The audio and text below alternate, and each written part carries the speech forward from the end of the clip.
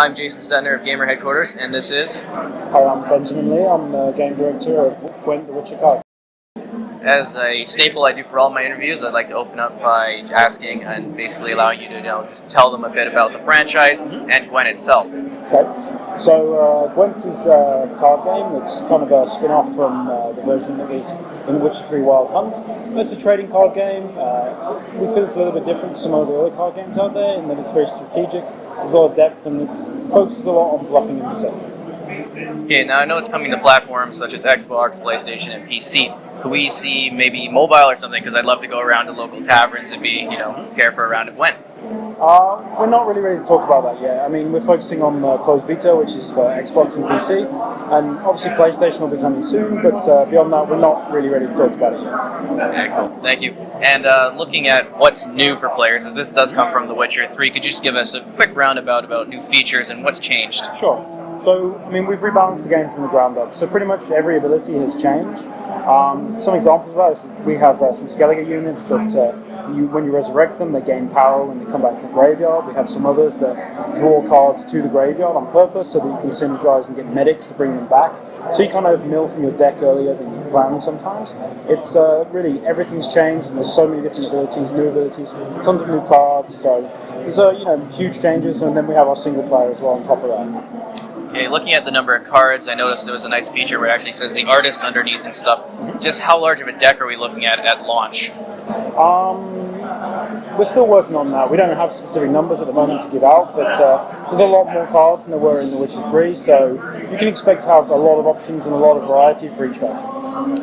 Okay, looking at the campaign for the game, I know it's fully voiced, fully animated and everything. Could you tell us a bit about the story and where it starts off?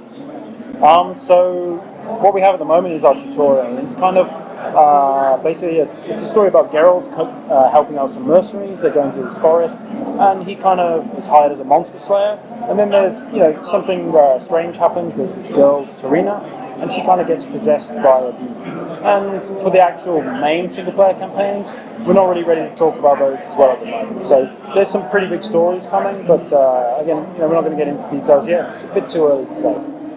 Looking at the campaign, where does this fit into the narrative or storyline of the Witcher universe?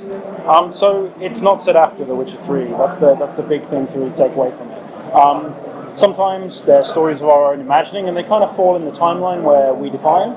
And some of the other single-player campaigns are planned for kind of retellings of some of the short stories in Sapkowski's original books. So, some of those are kind of within the Witcher saga, and some of them are kind of before. It really just depends on the specific story, but we're not looking to continue Geralt's trilogy. That's kind of been concluded with Blood and Wine. Okay. Looking at the kind of open world they were discussing with the map and stuff, just how big of a world are we dealing with, and how free will it be? The tutorial that we have at the moment is actually very linear, but the campaigns themselves will be open world. We might split them into sections. So therefore you'll have kind of like different hubs or something like that. We're still kind of figuring out some of the details there. But we want it to be quite freeform so that you can go to different locations freely and you're not just walking down a straight linear path. So, for us, open world is, it's really what we do. We've done with Witcher 3, and it's something we're looking to kind of replicate here. I mean, the scope and scale of it, it's, a bit difficult for us to define that at the moment, and, you guys will just have to wait and see how it comes. We want to deliver something that's really cool and really fun, and we hope that's how people find it.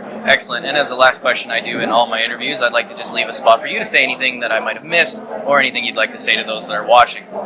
I think the main thing is that the closed beta signups are available now, so you can go to playgwent.com and you can register for the closed beta on PC and Xbox, and then later it'll be coming on PS4. And we hope people enjoy the game, and we're really happy to see a good reception.